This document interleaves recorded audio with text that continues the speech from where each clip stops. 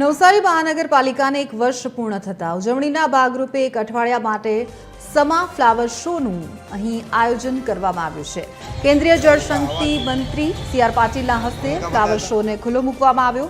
લુન્સીકુઈ મેદાનમાં 2.60 કરોડના ખર્ચે ભવ્ય ફ્લાવર શોનું આયોજન।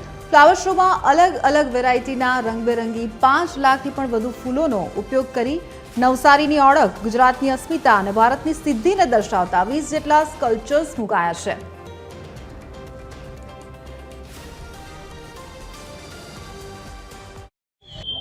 નવસારી જેવા એક નાના શહેરમાં છે કે જે હમણાં જ મહાનગરપાલિકા બની છે, એની અંદર કંઈક ને કંઈક નવું કરવા માટેના પ્રયત્ન જે અધિકારીઓ અને પદાધિકારીઓ કરે છે એમને હું અભિનંદન આપું છું। અને આ નવસારીમાં 5મો ગિનિસ બુકનો એવોર્ડ પ્રાપ્ત કરવાવાળો કાર્યક્રમ બન્યો છે।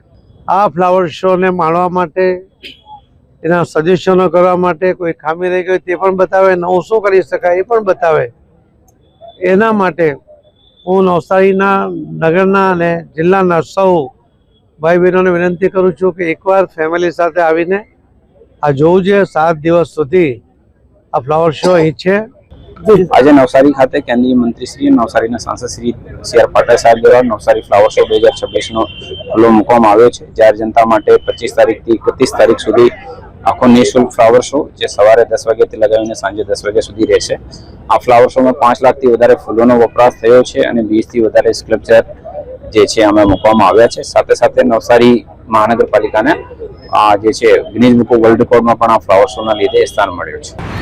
On the basis of the guidelines that we had set, they needed to make the word in the same way that the design was given to us. It of course had to be more number of flowers than what the current record is. There had to be a variety of flowers, there had to be at least 2 colors to it.